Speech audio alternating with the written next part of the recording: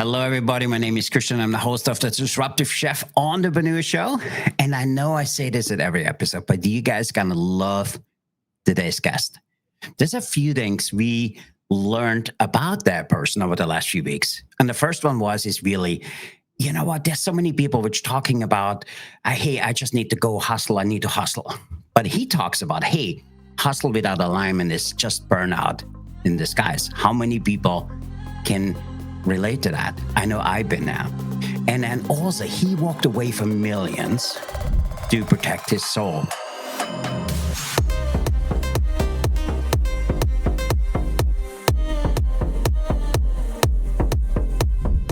So he had my vote. I absolutely love the guest. Not only is he amazingly good in what he does, he's a New York Times bestseller. He is a marketing strategist where he brings brands and aligns them with 100 of millions of people to come over to him and listen to him. You know, he has a podcast. We have 200 episodes. He did over 500. So we hate him a little bit because we want to be just like him. And I know the most amazing thing about him is where we kind of ethically stalked him. We need to do a better word. We all collectively in my team fell in love with him. And with that, I want to introduce you guys to our special guest today. Hey, Mr. George Bryant, how you doing? Brother, it's an honor, man. I hope I can live up to that, and God keeps me humble. But I'm so grateful to be here and to be a part of this. So I really appreciate you coming on. And he was stuck by one of my team members, and he wrote a really nice note about him. And for me, I spent the last 3 days kind of getting to know a little bit more about today's guest. And I couldn't agree with my team member more because everything he says is so absolutely true and what you do and how you show up. So with that, I want to kind of get into it. I know you talk a lot about different companies and what companies do. But you have one thing you say, hey, have companies' core values on the wall. It's not living truth. Okay. So in your opinion, what makes up that gap and how do you build that gap or fill the gap as a business owner?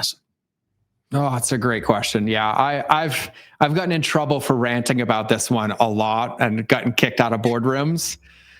Because I'm like, values are not wall decorations. They're invitations to practice every single day, right? And when I look at us as like entrepreneurs, I think about this through the lens of differentiation, right? Like what makes me and you as podcast hosts different than the other person if we talk about the same topics? It's our own unique personality and authenticity.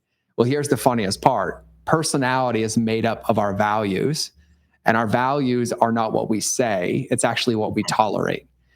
And I think what really we have to understand is when it comes to building a business, and it doesn't matter what your business, it could be hospitality, it could be a chef, you could be a hotel, you could be a coach, you could be a podcaster, is the only thing that we have different than every other person we're competing against is actually our personality. Mm-hmm. And our values are what allow people to experience us differently than somebody else, not lip service, right? Like we've all walked into meetings and conference rooms and listened to podcasts, and we can tell instantly, we're getting nothing but lip service, but then you have an experience of somebody who's very quiet and very subtle, and then they make you feel a certain way. And that's because they operate from their values, right? And I think about companies and entrepreneurs because all I do is help companies scale. But even if you're a team of one, you still have a culture, whether you know it or not. But that culture is not what's on the wall. It's what you tolerate in your day-to-day. Like, I'm not even as interested in what you say yes to. I'm more interested in what you say no to,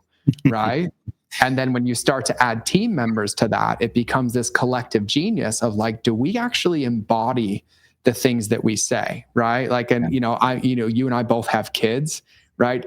Everybody can be a dad, whatever that quote is, but not everybody can be a father, right? Or everybody can be a father, but not everybody can be a dad. Yeah. The difference is one of them is issued, like, yes, you gave birth to this child, but the other one is one that you earn through your character and through your values. And this is where like, how are you not only treating your customers, how are you treating your team behind the walls before they engage with your customers? And I think all too often what happens is we fall victim to that hustle race. We fall victim to that instant gratification race, but we forget that if we take a pause and look back, we're dragging people behind us because they're battered, they're bruised, they've been run over. Because without our culture, including our self-culture, which means like how we talk to ourselves, how we love on ourselves, how we take care of our mental, emotional, spiritual, and physical health, actually dictates the experience that people have around us. But the world we live in is like, you don't need to do those things. You can do those later. Like when you get to this, you can do that. But we don't realize how much damage we cause in the process. And by neglecting those things are actually what's preventing us from getting to that next level. I love that. I love that. And for me, as we started, kind of diving in a little bit more into the content, I totally relate to that because I was just at a meeting with high-level executives, just like you, walking into the boardroom. The hallway looked amazing, great artwork. But so much of what people are saying is nonverbal. And for me, sitting there, I was like, it just something doesn't feel right. And I chose not to do business with them. And for me, that was a value for me, which was early. If I don't connect with them and I don't care how great the product is, I want to work with people which I enjoy hanging around and which I love, just having fun with. And so for me, every time you talk about that, I relate to that because for me, that meeting 2 weeks ago, I was sitting there and I was like, something doesn't feel right. And then I tried to trust my gut and I was sitting there and watching it. What he's saying is not what his body language says. So for me, it's absolutely, I love that. And then also as we started kind of diving into your content a little bit more, so we came across that you, on a leadership retreat, you actually made executives cry. And in a good way, you didn't beat him or anything, but you made people cry. And when you force them to confront the difference between their stated values and the ones they actually live, for me, that's talking about it gives me goosebumps because that's such a powerful story. Can you share with us that story a little bit? Yeah, you know what? Because there's not one, there's probably hundreds of them, right? I think God made me a love warrior where he's like, if people don't want to bring the dark into the light, you're going to bring it out with them so that they can be witnessed in it, right? And I think to your point, and I love the way that you framed that question, being in business and entrepreneurship is like living in a trauma container. There's no way around it, right? It's like a boxing ring all day, every day. Our character is attacked, it's questioned, things are thrown left, right, and center. People lose their word. They blaspheme us on the internet. They gossip, they slander like teams, all of it. Like it is this melting pot of like, how tough is your armor, right? And truthfully, no matter how much we pretend to have it on, none of us are tough enough to handle it. It affects us every single day. But to your point, what's the difference between somebody actually being a certain way and the 93% of communication that's nonverbal versus just talking a certain way? And it's actually allowing all of them to be present. It's allowing all of them to show up. And I think in entrepreneurship, what tends to happen is the higher rungs of leadership you get to comes this worldly pressure that convinces you that you can't feel, you can't have bad days, you can't have doubts or insecurities. But all it does is get stuffed down and we end up reacting and stressing, right? And I love like even, disease is dis-ease. It's disrest in our bodies. It's not being in this safe place. And, even me biblically, and I think it's somewhere in James or Mark, it talks about how when you take something that's in the darkness and you bring it into the light, it gets turned into light. But we get convinced all the time, like, no, you can't say that. Like, you can't be human. You can't tell them how you feel. And when I walk into teams, the number one thing that I see is this almost like invisible, I can see it. It's like palpable, this like distrust. And it's not because they don't trust each other. It's because you can tell that things have been unsaid or an individual has things that have been unexpressed. And I heard somebody say this to me on a podcast earlier today and said, suppression of expression is depression. Love that. Okay, suppression. Can you say that again? That's awesome. Yes. So suppression of expression leads to depression. My friend Gabriel Pinto said that on a podcast with me earlier. And that's really what ends up happening, is that secrecy, that internal like shame that comes with it, is the oxygen that feeds doubt and insecurity, and it ruminates in us all day. And I found that like a lot of me helping businesses scale, it's not that I have this like secret toolbox of ingredients you've never heard before. We all have that same toolbox. The truth is, though, scaling a business has nothing to do with the business. It's all about scaling yourself to have the capacity to handle the next level of business, which requires this radical self-honesty, radical self-awareness, and most importantly, and I think the parts that neglected, is radical self-acceptance. Yeah. Because for some reason, us as entrepreneurs, and I know you came from the hospitality industry, chefs are notorious for this. No matter what, everyone I've ever met, I am not a chef, by the way. I was a New York Times bestselling cookbook author. And I had an incredible chef that everybody would know, Tom Kalikal. He's like, hey man, like you deserve to be here. He let me sit in his kitchen. I was like, brother, I am not a chef. I'm a hack on Google that wrote a book and knows marketing. Like, you're a chef. I can't do what you do.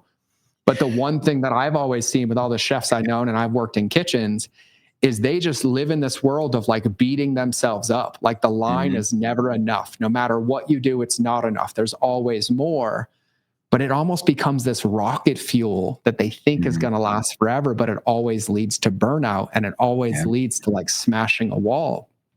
And so what I've found, and I don't know if it's similar to you in consulting, but truthfully, the things that they hire me for are almost the Trojan horse to get into people's hearts and to help them release those things that create space for the next level of leadership, the next level of team, the next beautiful idea. And I think for everybody listening to this, there's also probably a moment in your life that you can relate to this. If you've ever thought about a moment in your life where you had a lot of anxiety, life wasn't going well, but it got so hard that you didn't know what to do, except you're like, I'm going to go for a drive, or I'm going to go for a workout.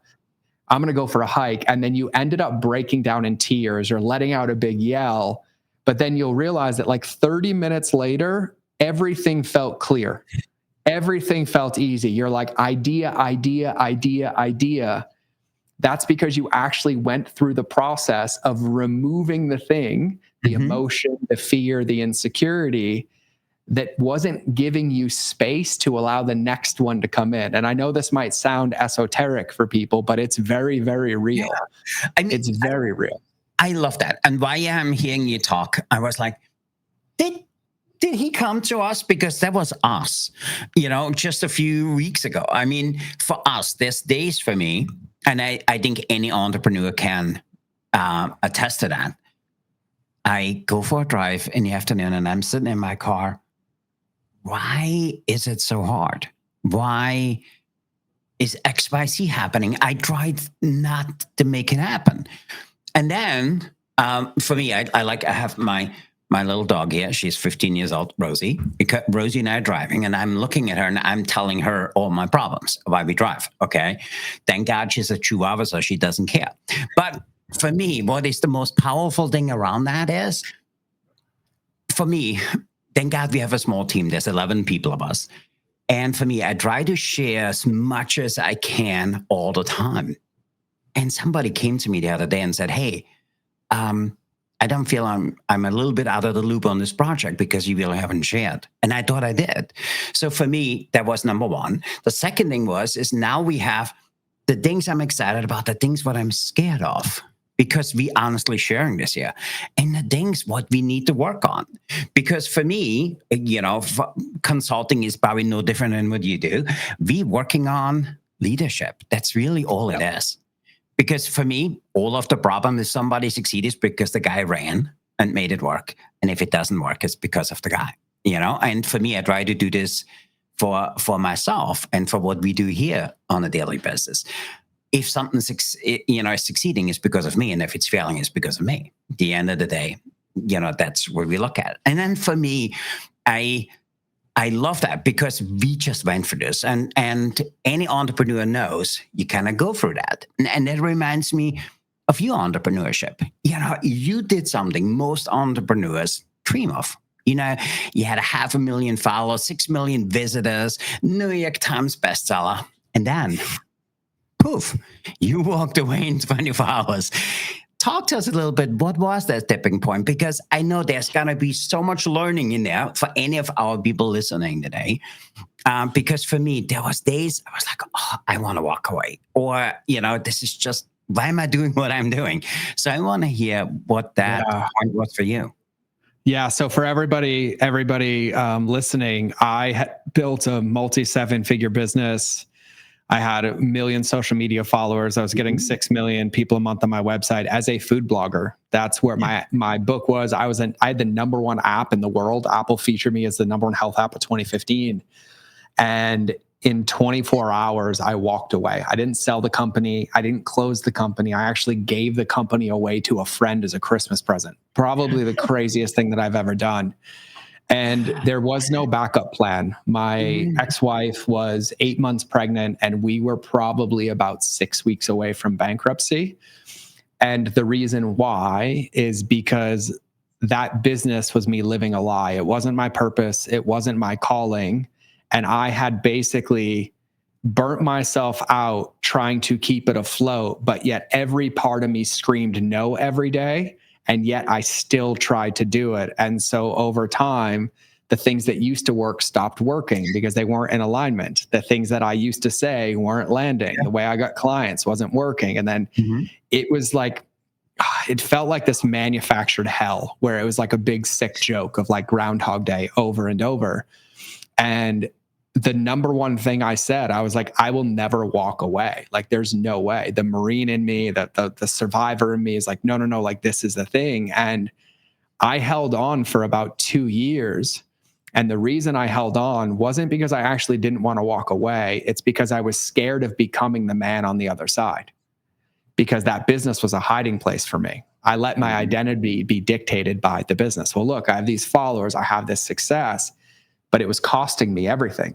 My family was on the rocks. My daughter wasn't getting attention from me. My son was about to be born, and I had no idea. And this business was like an addiction. Yeah. And so by me letting that go was me facing all of that. And when I made that decision, it was truthfully the first decision I'd ever made in my life that I made truly for me, because my ex-wife was like, you can't do this. My coaches were like, you can't do this. But there was something in my heart, like God had screamed so loudly to me. And this is before I was a Christian and before I was saved. But there was this like knowing in me that I have no idea what's on the other side. I cannot do this, but I have to do this.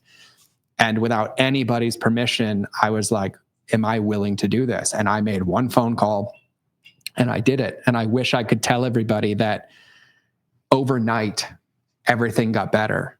No, it was a 3-year hero's journey. And I got stuck on that dragon for 3 years. And it was the first moment I removed the coping mechanism to allow myself to actually heal and feel. And then the real work began. It started on like, okay, how am I showing up? Who do I want to be as a man? I was 100 pounds heavier than I am now. I was addicted to opiates. I was struggling with addiction. I was coping with all like combat trauma and Marine Corps trauma and childhood trauma. And by creating the space, it all came to light. And my friend Gabriel said this earlier. He said, also, the goal that you seek is in the cave you won't walk into. And I made the decision for the first time in my life that I'm not going to run anymore. I'm not going to react. Like, I owe it to myself, to my kids, to my family, to face this. And that's what I think it means to be a man and to be a human, is to understand that we often pray for things that we don't have the character and scars to maintain, which means when we pray for things, it doesn't mean that it gets delivered. It means the path to achieve it gets laid out, but it requires that we walk it. And so I made the decision, and it turned out to be the absolute best decision of my life. But it took about 3 years. But in that process, there were these moments where I'm like, oh, I feel like I should do this right now. And that generated a couple $100,000. Then I was like, oh, I should do this. And that led to a new business. And then I should do this. And that led to the podcast. And all of a sudden, I wanted all of these things that I was convinced I could have, but I didn't have the space to have them, nor was I the person to steward them, so they weren't going to come into my life. And so walking away was actually really me walking towards my vision and being willing to take a step in faith. and I had become my own ceiling. And instead, I just kept trying to stack things on. I'm bumping my head against the ceiling. I'm like, let me through the ceiling. I had so many brain injuries.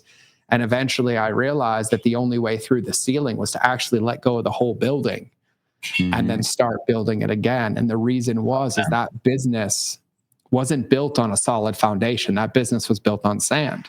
It was a coping mechanism. It was an addiction. I was like, look, I can get millions of followers. Look, it was always, I'm out to prove something to somebody, which meant I was never actually doing anything of value to myself or of service to others, because there was idolatry mixed into it. There was selfishness mixed into it. And I was driven by an idol, which was money. I wasn't driven by a vision. I wasn't driven by impact. I wasn't driven by like improving upon the earth or this world.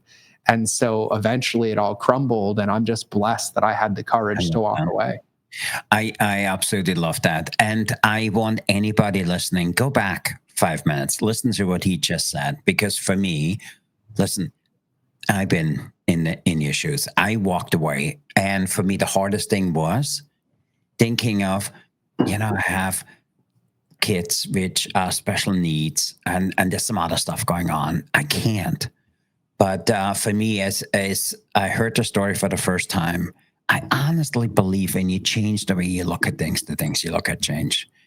And I have a famous quote that says, perspective is the difference between your prison and your power. I'm telling you, that's exactly what I felt, because I honestly feel, and that's not just, me talking it, but any entrepreneur needs a little bit. I don't care what you call it. I call it faith. Okay. Where you sit here and says, I surrender. I do the best I can. I show up every day. And for me, I'm like, sure, I have this goal here where I said, I want to touch base with 5 people and leave them better than I found them every single day. And I will not go home until I do that. And the little things for me is when you talk about it, like I said, I get goosebumps, because for me, I've been preaching this so long, because for me, walking away from that, I was a really great job, great expense report, having able to get, a $80,000 car every year, stupid things I attach so much meaning to. And the end of the day, it doesn't mean anything. And for me, walking away from that, it was one of the best things I did. And for me, there was a few other things you said, and this is especially now about the industry we talking about, with hospitality. You talked about that you gained 100 pounds, okay, that you felt you lost fulfillment. I also like what you said earlier is, with us chefs, we are only as good as last night's service. And I know every great chef, and I know that I'm like you, and that's how we just feel. And we also have this little thing, and maybe you want to talk about it, where you said, hey, you were running on energy drinks. I've been there. I'm from a country where we make Red Bull. Best thing ever. Okay. I can sleep when I'm dead. As I read this about you, I was like, oh my God, that was me. I had a stroke. Okay. Through all of that. But for me, looking back, what is the most dangerous lie, from your opinion, entrepreneurs tell themselves about that hustle, or whatever you want to call it? Because like I said, I've been there, and having that health scare, it was for me, this is about my kids. This is about my family. And it was hard to walk away from a lot of things. But I see so many people in the industry struggling with that. So talk to me, what did that mean for you, and what did it open up? Yeah, I want to answer this in a way that you asked before, is like, what is the biggest lie? The biggest lie is, I'll start doing this when, or I'll make the change when. That's called toxic thinking. Because the craziest thing is your avoidance of your mental, emotional, spiritual, and physical health is the thing preventing you from having the ability to do the things that you want to do. And I think for me, it was my son, because I, for the first time, had a real reason that I felt in my body to live for something greater than myself.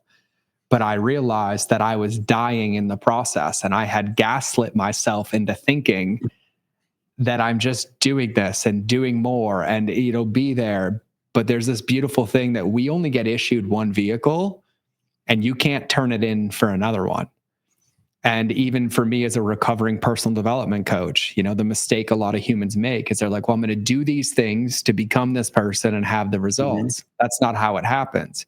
You have to become the person, do the things from that new person to then have those new results. And I think the second lie that I see so frequently rampant is how much we actually gaslight ourselves to avoid facing ourselves. Well, I'm doing X, I'm doing Y. And I was like, but the results aren't there. And I think there's this level of responsibility and discipline that comes. But I say this to entrepreneurs all the time. They come to me and they're like, man, I'm so afraid of failure. I'm so afraid of failure. And then I look at their habits and behaviors. I'm like, no, you're not. You're lying to yourself. Yeah. You're afraid of success because you're currently failing. Because you're telling me all the reasons you can't do these things, and instead of actually just starting to do them. But what it requires is us facing ourselves. It's easy to give into the flesh. It's easy to have a drink every night after work. It's easy to sit on the couch and say, oh, you're such a failure. You could have done this. It's hard to acknowledge yourself. It's hard to say, tomorrow morning, I'm waking up to choose my future self. And I started walking in this lens of like, not who I am today, but who do I want to be in 90 days? Who do I want to be in 180 days? Who do I want to be in 3 years? And I'm like, great. If that's who I want to be, what would he do tomorrow morning? And that was the hardest gap, because that had me facing where I was actually beating myself up and coping for letting myself down, because I know my potential. I know what's possible for me.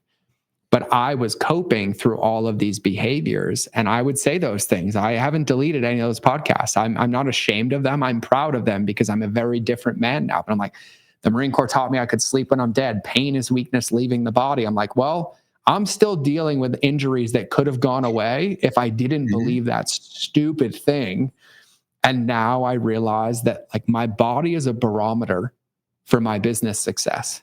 If I'm tired, there's a reason, but it's an invitation to explore it.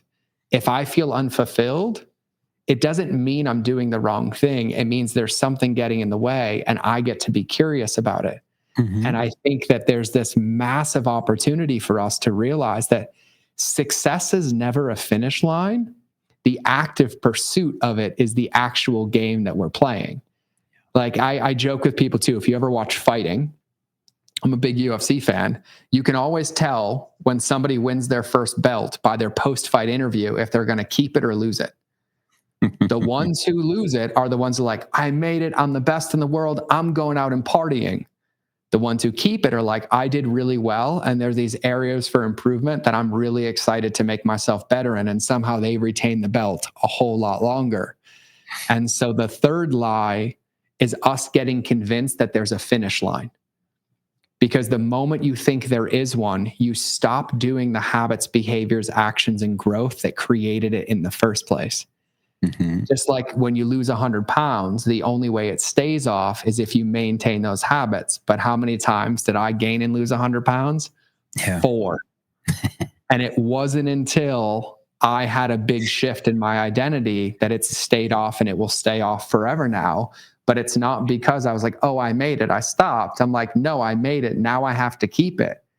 But when you keep it, and this is with any habit and behavior, you lose the dopamine. So it requires this ability to self-lead and to be radically self-honest, to then say, I'm earning my future self, and I'm doing it in a way that's going to allow me to have the things that I desire.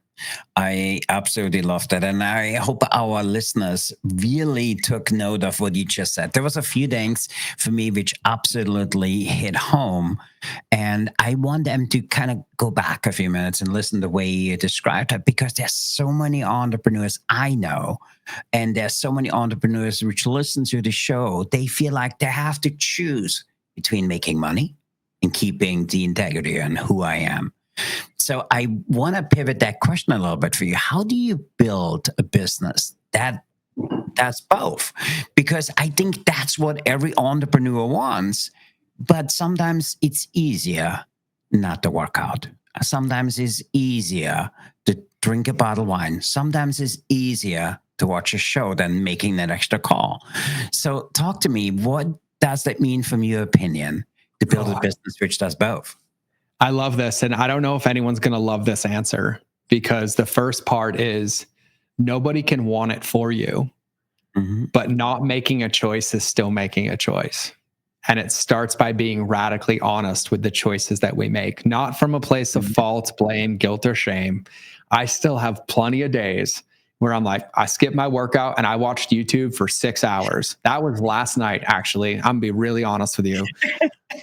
I'm going through divorce, and I have had my son for like 30 days in a row, and then I didn't have him for the last 2 nights. And last night I saw myself watching golf on YouTube for like 6 hours. And I woke up this morning, I didn't do anything. But the funny thing is I looked at it and I wasn't upset about it. I was like, I chose this last night. Something in me needed this. But you know what I'm going to do today? I'm going to handle this stuff. I had enough golf. Let's get my steps in. Let's do this. But it requires this level. And the deep answer is a level of self-love. And when I really think about this, building a business, everybody thinks it's just about the business. But the business I would call the playbook. Yeah. Playbooks need a player to execute. And everybody focuses on adding more plays to the playbook and never increasing the capacity of the player to execute the playbook. So when I teach this to people, I was like, we all agree, everybody knows who Tom Brady is. Tom Brady, great quarterback. Everyone's like, yeah, amazing. I'm like, awesome. If I handed his playbook to a college quarterback, could he do what Tom Brady did? And he's like, no. And I'm like, but the playbook's the same. It's the same. And they're like, oh, and I'm like, what's the difference? And I was like, it's the player. It's what he does off the field, not the result of what happens on the field, which is no different than our businesses. So the deep answer is that we have to have a why to we doing this. You shared, mine is my kids, mine is my future wife, mine is the legacy I want to leave. I want to spread the kingdom. I want to bring as many people to Jesus as possible. I want to give back. That's what keeps me going. But in order to do that, I also can't put sugar in the gas tank and expect me to win a race if I'm an F1 car. So there's these things, and you know this, as a father, if I'm physically out of shape, it's not I'm suffering, my son's suffering because I can't play with him as much. I can't create those memories as much. So that why is really, really important. And I think the mistake everybody makes is they focus so much on the business that they sacrifice themselves to build it, and then they wonder where their life went. I love that. By the way, absolutely amazing the way you kind of explain that. But you make it sound so easy. Okay. And I want you to give maybe 1 or 2 tools. Yeah, I got you. Listen, 2 days ago, it might have been you or it might have been me. I love a Shelby Cobra car, the replica car. I was lying in my bed and swiping. I love, I'm part of this thing. My daughter comes in the room and she says, what are you doing? You're watching the karting again? And for me, thank God she came in. I stopped because I wanted to pay attention to her. And for me, sometimes that person doesn't come in your life. And I like what you said. Hey, today I'm going to double down. But for me, I'm telling you, every time you speak like to me, because that was me 2 days ago, lying there. I was like, oh, I go home early because I had a long day. Swiping, looking at Shelby Cobras, I feel, by the way, all of our listeners, if you haven't, sent me a picture. But so for me, you make it sound so easy. The hardest thing is to walk away from that, because sometimes I talk to myself and I tell myself, oh, it's okay to do it today. It's okay. I do it tomorrow. And I honestly feel that's the biggest thing which holds us back, because the days I am forcing myself to do whatever I'm talking about. And then for me, the reason we have create written on here, because we're creating conversation, I try to talk to as many people as I can about what I'm up to, because they kind of hold me to account. So now I want to hear from you. What is a tool or two any of our listeners can implement today for them to kind of work through that? Because I know there's 50, 100,000 of them listening to this show. They said, oh, George is talking to me. How dare he talk this to me? By the way, was he here yesterday? Because I was swiping too. Here's I'm going to give two specific things. One of them is tangible and applicable. But the first one is a muscle that you're going to have to flex a million times. So the first one is you can't make whatever choices you make wrong. You need to make them right. So you and I choosing to swipe on YouTube Shorts, that's my guilty pleasure, YouTube Shorts, right? And I get sucked into that black hole, that algorithm, right? But I'll have these moments where I'm like, what am I doing? And in that moment, I pause. I don't make it wrong. I don't gaslight myself into like, oh, you shouldn't be doing this. I'm like, I'm choosing this. And I will ask myself, is there something in my vision or my life that I could be doing in this moment instead? Sometimes that answer is no. And that allows me to acknowledge that my tank is empty and I authentically actually gave all that I could give. Other times I'm like, put your phone down and go do something. And I'm like, oh yeah, I'm so glad that I did that, right? Tangibly for me, and now I'm going to give three things. So that's the first one. You can't make it wrong. By you making it wrong, it actually encourages the behavior to continue, and we spiral in it and we start coping with the thing that we're trying to not do. So you got to make it right, and you got to recognize it's a choice. Love that. The second one, which is, I'd say, equally as important, is, you know what? I actually forgot the second thought, so I'm going to go to the initial one that I had. Yeah. The other way that I look at this is we also have to have an awareness in our life of what moves the needle. So in our business, we know that if I do these three activities every single day, they're going to move the needle of my business. For you, it's connecting with 5 people, recording a podcast, leading your team. You do those things, your business is going to function. But in our personal lives, in a couple of buckets, our mental bucket, which is our mindset, our emotional bucket, which is our relationship to ourselves, our spiritual bucket, which is whatever you believe in. For me, it's Jesus. And the fourth one is our physical bucket. Some of you might have relationships. There's a couple of things that if you do them every day, they guarantee your success. You can't self-sabotage away from it. But what we do is we set ourselves up to fail by overcommitting. So I created a model called the wedge of expectations. So for us to be able to grow, or for us to be able to thrive, we have to know what activities to do.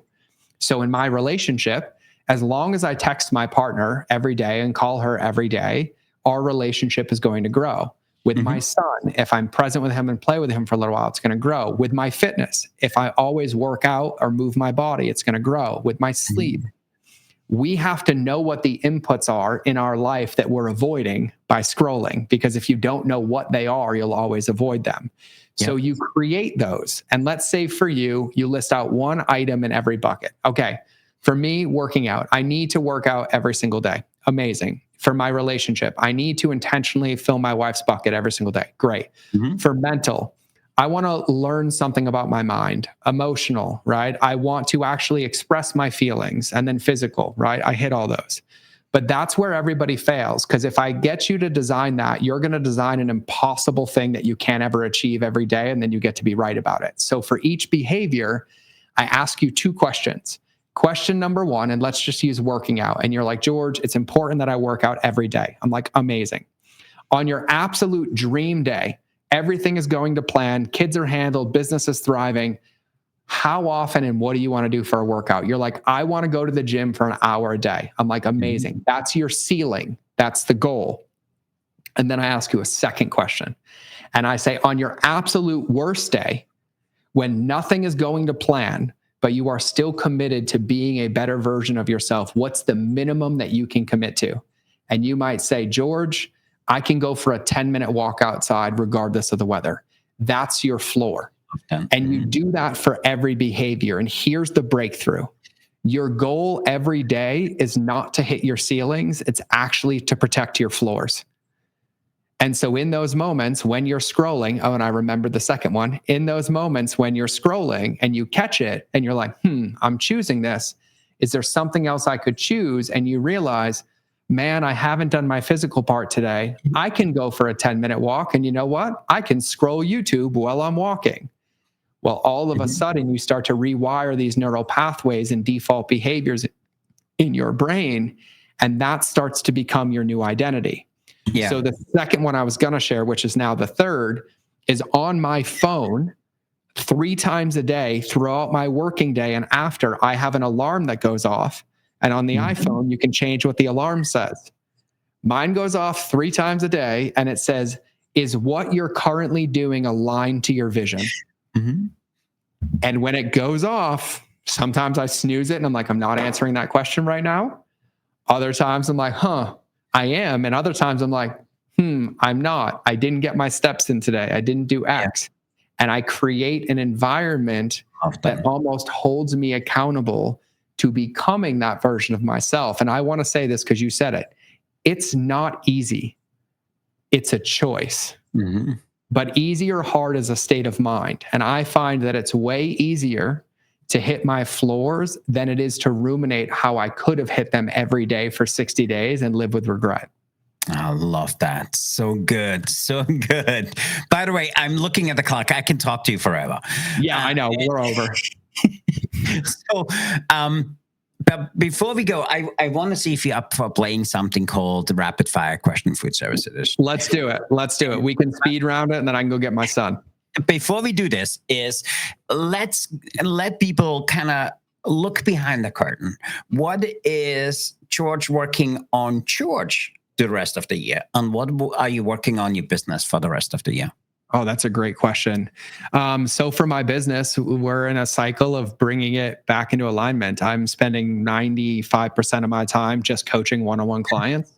And it's stretchy for me because it requires standing calls every single week in my calendar. And that is discipline required, but I'm also thriving and loving in it. And so I'm investing in all of my clients deeper than I ever have. I'm flying to them for team retreats. I'm helping them outside of the scope of our work. And my CEO and I are just really ensuring that we are only living in alignment with what we stand for, which is our mission is to help entrepreneurs ethically scale, whether you pay me or not. And so every action and behavior we take has to be aligned to that moment, or else we don't do it. And we just literally trimmed team members and processes and things to be able to do that. And for me personally, what I'm learning in this season for me is how to be an appropriate son to God and learning what receiving love feels like, because I still have it in me that I have to do it a certain way or do it right. And God's love is perfect and it's helping me be a better father. But I am in the season of self-forgiveness and self-love and accepting that love of God and really learning how to be like a son.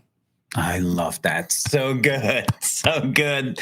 I really appreciate it. And when you share these things, I feel like you're talking to me. So I think that's one of your superpowers, because even as we started diving into what you do, it totally connected with that. So with that, are you up for playing Rapid Fire Question Food Service Edition?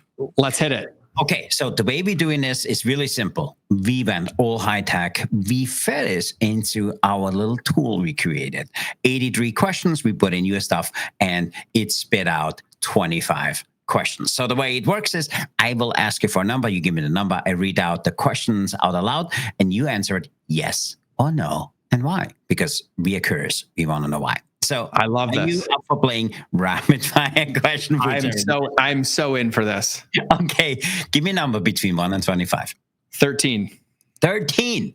Ooh, should mac and cheese be eaten straight out of the pot? Yes or no, and why? 100%, or else the crusty part, which is the best part, gets wasted and they don't put it on your dish. I love it. You have to. I'm with you. Makes 2 of us. That's awesome. Give me a number between 1 and 25. Number 2. 2. Should ramen noodles be legit breakfast foods? Yes or no? And why? You know, I have to, the Marine in me says yes, because you can never go bad with ramen, but also you can take those noodles out and cook them so many different ways, and trust you get the carbs to go with it. So I'm 100% ramen noodles. Totally aligned. Give me a number between 1 and 25. We'll go 25. 25. I'm not sure why. Is bacon a ingredient which should be used on ice cream? Yes or no, and why?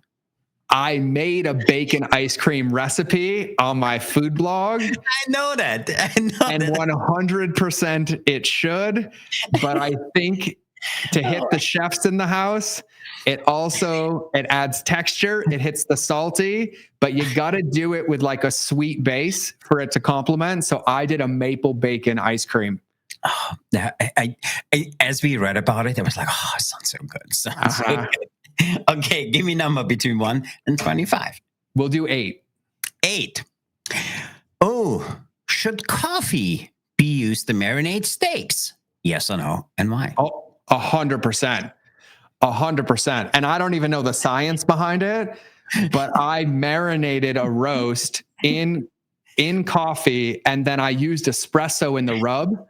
And it was one of like the best. We were all bouncing off the walls, but I 100%. I don't know the science behind it, but I like it. Oh, that's awesome. Okay, last question. Give me a number between 1. Then we gotta go. We gotta go number 1. We gotta go number 1. Number 1. Oh, can bacon literally make everything taste better, including ice cream? You know that? Yes or no, and why? You know what? I will say where my bacon obsession came from in the food blog is I was getting interviewed on a podcast of a friend, and I was being a smart aleck. And he's like, what would create world peace? And I said, hugs and bacon. That was initially where that came from. So then I became known as the bacon guy. So I have genuinely tried bacon in everything. And there are very few things that it does not work with. So I'm going to say 95% of every food that we have ever eaten can only be enhanced with some version of bacon. I love that. And I'm totally with you. And that completes rapid fire question food service edition. I love this. I really, really appreciate it. So first off, I want to say thanks for being here today. Thanks for sharing as honestly as you did. I honestly believe you bring both to the proverbial table, scars and wisdom. And for me, that's just super powerful. And for me, that just really says what we have written on here. So with that, I want to say thanks everybody for being here. But before we go, we are curious, what was the best advice George has ever gotten he never acted on?